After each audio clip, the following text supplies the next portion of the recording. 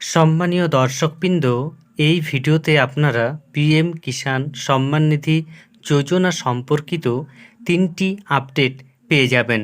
প্রথমত, এই মুহূর্তে পিএম কিষাণ সম্মান নিধি যোজনায় নতুন করে আবেদন চলছে কিনা। দ্বিতীয়ত, পিএম কিষাণ সম্মান নিধি যোজনার 18তম কিস্তির টাকা আপনারা কোন মাসে পাবেন। এর পাশাপাশি 2019 সালের পরবর্তীকালের পর্চা দিয়ে কারা পিএম কিষাণ সম্মান নিধি যোজনায় আবেদন করতে পারবেন। এই 3টি আপডেট রয়েছে আপনাদের জন্য।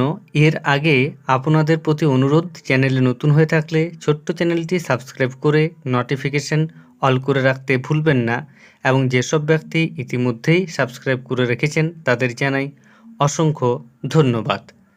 পিএম কিষাণ সম্মান নিধি যোজনায় নতুন করে আবেদন চলছে কিনা এবং 2019 সালের পরবর্তীকালের পর্চা দিয়ে অর্থাৎ 2020, 21, 22, 23 সালের পর্চা দিয়ে কারা আবেদন করতে পারবেন, সেই নিয়ে কৃষি দপ্তরের সরাসরি যে আপডেট সেটি আপনারা প্রথমে দেখুন। सवाल हमारे सामने यहाँ पर आ रहे हैं सर कमेंट सेक्शन में, वो एक एक करके मैं हमारे गेस्ट के सामने रखना चाहूंगा।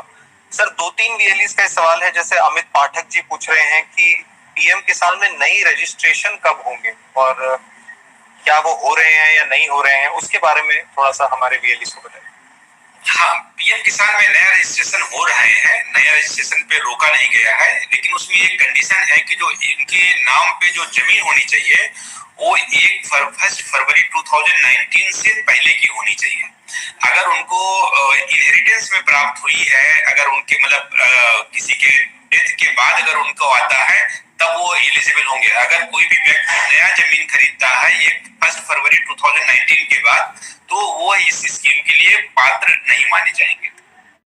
তাহলে বুঝতে পারছেন, পিএম কিষাণ সম্মান নিধি যোজনায় এই মুহূর্তে আবেদন গ্রহণ করা হচ্ছে, এবং যে সকল কৃষক উত্তরাধিকার সূত্রে জমি পেয়েছেন, অর্থাৎ কোনো কৃষকের বাবা যদি মারা যায়, তার সন্তান যদি পরবর্তীকালে জমিটি পেয়ে থাকে এবং সেই সন্তানের নামে পর্চাটি যদি 2019 সালের 1 ফেব্রুয়ারির পরবর্তীকালের হয়, তবুও তিনি এই প্রকল্পে আবেদন করতে পারবেন।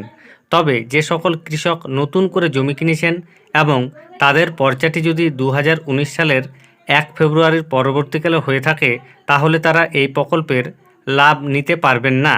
এবার দেখুন, পিএম কিষাণ সম্মান নিধি যোজনায় 18তম কিস্তির টাকা কবে আসতে পারে। দেখুন, পিএম কিষাণ সম্মান নিধি যোজনায় কৃষকদের 3টি কিস্তিতে টাকা দেওয়া হয়ে থাকে। প্রথমত, কৃষকদের এপ্রিল থেকে জুলাই মাসের মধ্যে একবার টাকা দেওয়া হয়।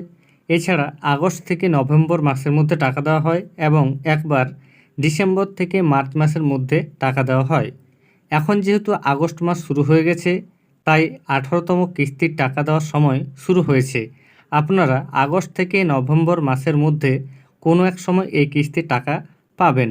তবে আপনাদের জানিয়ে রাখি, বিগত 5 বছর ধরে অক্টোবর মাসেই এই সময় বা এই পিরিয়ডে টাকাটি দেওয়া হচ্ছে, তাই আশা করা যায় অক্টোবর মাস নাগাদ এবছরও আপনারা পিএম কিষাণ সম্মান নিধি যোজনার 2000 টাকা পাবেন। ধন্যবাদ।